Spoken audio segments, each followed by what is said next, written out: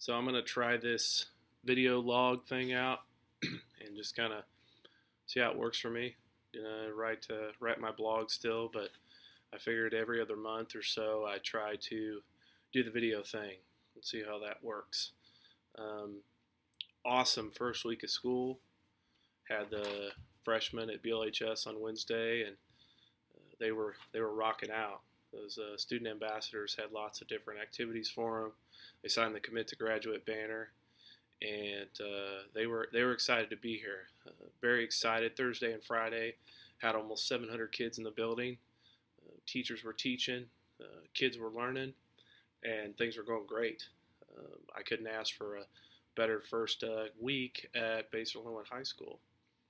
A couple things I wanted to share tonight. I got this from an article off of Utopia, and if you guys have never gotten on Utopia, I would definitely recommend it. It's a great website for education articles, and I found a few really good things off of it. Of course, it comes from Twitter, which is, in my opinion, the number one professional development avenue for teachers and for educators and for really anyone. And this article, it talks about 10 things for high school students to remember. And it's by Randall Hansen. Awesome article. So a couple things that I talked to the freshmen about this on their first day, and just some things for them to remember. The the first thing was, take time to think about what you like to do, and dream about it. And I think as high school kids or as college kids, middle school kids, whoever, you always go back to that question of when you're younger, what do you want to be when you grow up? And I think that's very important to continue to think about. And, me personally, I still think about sometimes what I want to be when I grow up.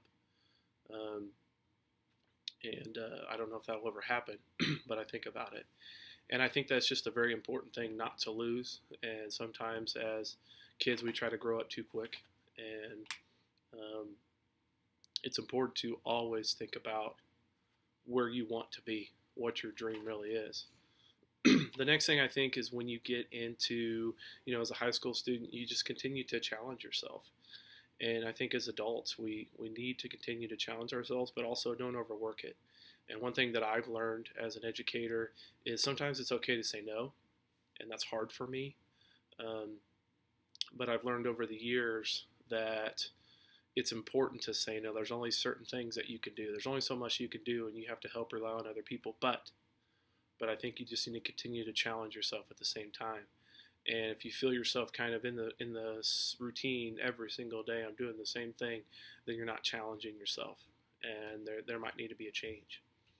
Another thing I think, and this goes for everyone, high school, middle school, adults, is you need to take time to volunteer and to get some experience in lots of different things, in whatever that is, whether it's in your community, whether it's in your church, whether it's in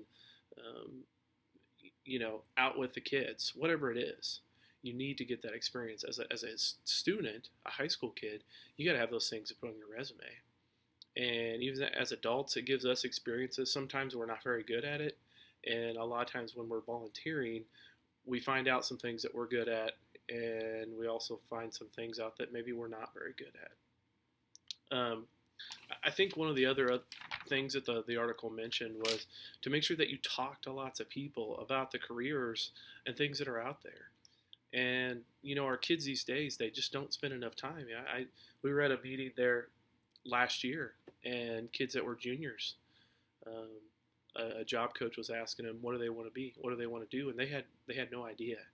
And a lot of that, I think, go back to they're not talking to enough people and not getting into those conversations with, hey, what's my career going to be? What does it look like? Go job shadow, do those types of things. And I think even as adults, we can collaborate with one another and help one another more, even across different fields of study. And I think two other things that I got out of this article, or maybe I'll go back to one, is, remember, everyone has their own path. and everyone has a a little bit different, and that goes with life in general. And I think sometimes we forget it, and we try to conform with everybody else sometimes, and we look at the other person and say, well, this person has that, this person has this, but what's my path, and what's the path that I'm supposed to be on? And sometimes we don't know what it is, we don't know where it's going to end up, and I think that's okay. And I think that's totally acceptable to say, this is a path I'm going down. I don't know where it's going to take me. I don't know how hard it's going to be to get there, but it's going to be different than everybody else.